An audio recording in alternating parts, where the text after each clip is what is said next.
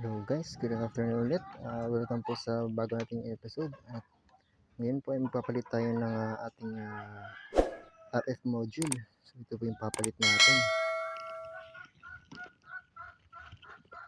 Ang papalitan po natin ay ito po. Ito po. Ito, tatanggalin muna natin siya. Ito muna natin nilagay.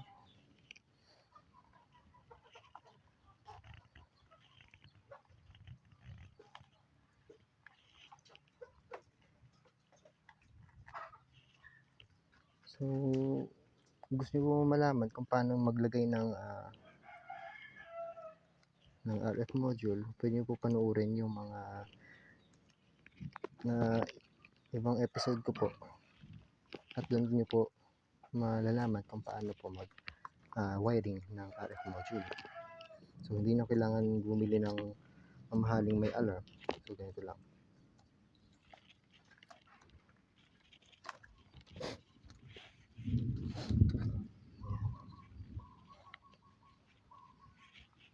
Tingnan natin to. Okay, eto siya.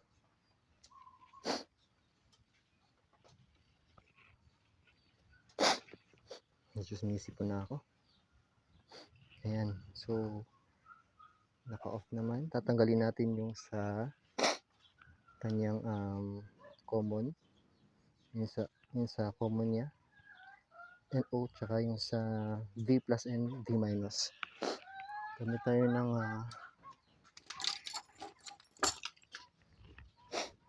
ito. So gagamit tayo ng maliit na screw. Ito. Try natin kunin.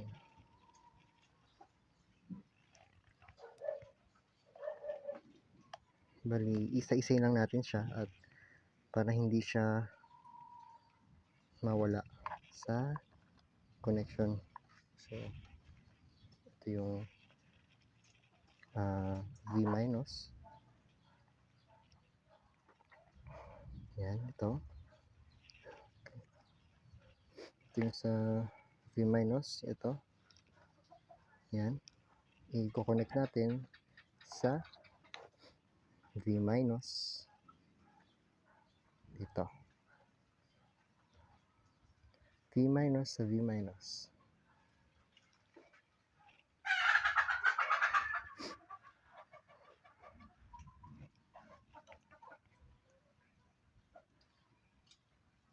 Minus ito. Ayusin natin yung wire. Pero syempre, halugaan muna natin baka medyo maliit. Masyadong maliit yung kanyang screw. Yan. Halugaan na natin lahat para diretso na.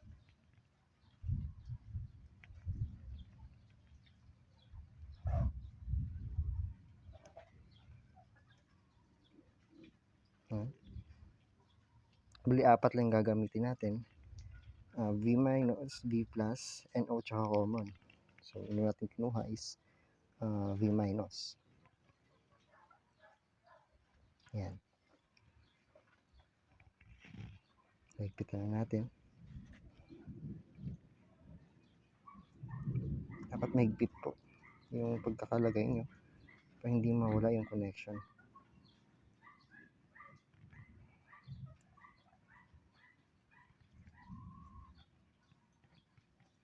And then, next naman ay V plus. Ito kasi yung isa ay mahina yung kanyang signal. Kaya hindi niya masagap yung signal ng transmitter. Hindi niya ma-receive. Yan. So, lalagay natin dito sa may V plus.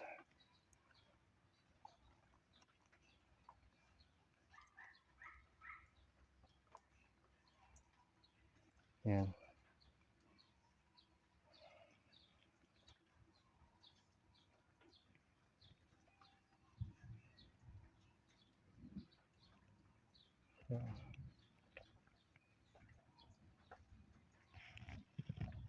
Medyo malalim.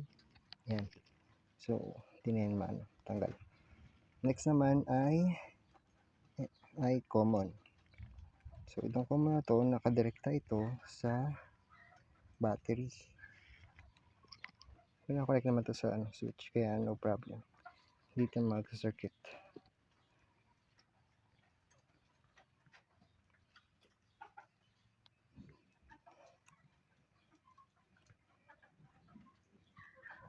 Yan.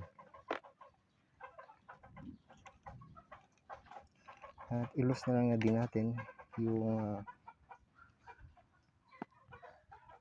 NO or normally open. Yan.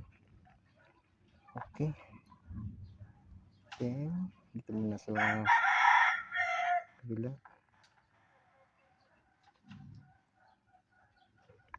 So, ito, lalagyan natin dito sa NO. Yan. Pwede mag-connect dito. Ito ko lang.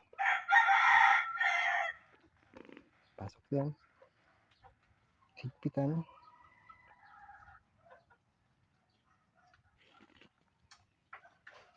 Tapos, ang common ay dito sa common.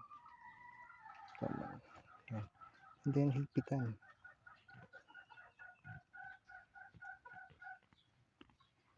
Pasensya na kayo sa mga manok. Ang ingay. Kumukulog kasi. Yan. So, lalagyan natin. And, yan po.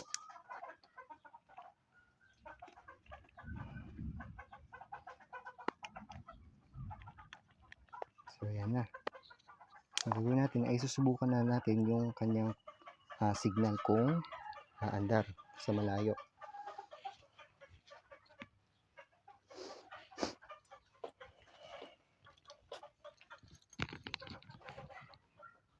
So, try natin.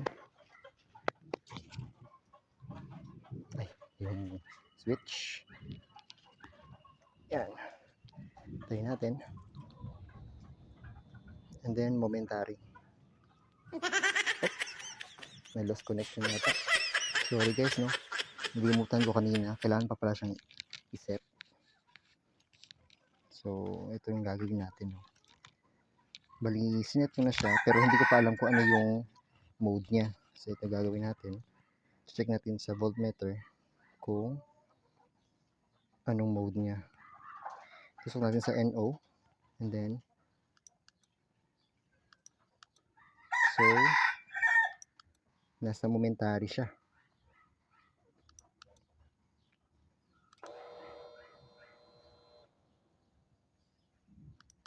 Okay.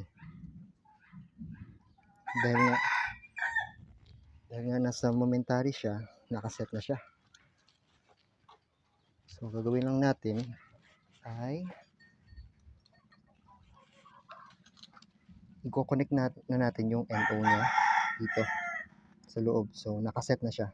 Kanina kasi, nalimutan ko, hindi pa siya nakaset. Yan, nalagyan na natin. At isasarado na natin. Okay. Dahil nga nakaset na siya, try na natin siya maipit yung antena. Ayan. Okay. Maipit ang antena niya. Try natin siyang connect. Okay.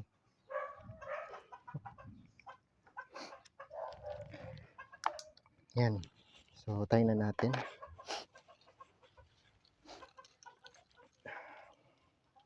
Ito. Ay, kailangan natin siya on. Yan. And,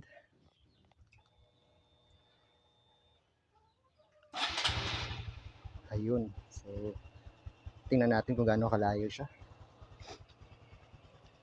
Tayo tayo.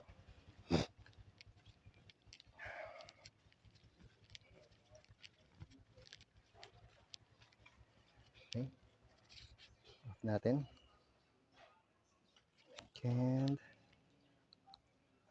on. Ayun, malayo. Try natin ulit.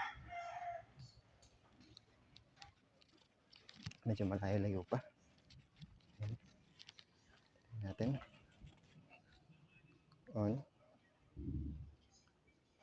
Hindi na kaya. So, hanggang doon lang siya. Pero okay na rin, ganito kalayo.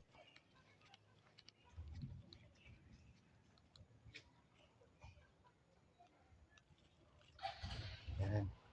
Okay, okay na yan.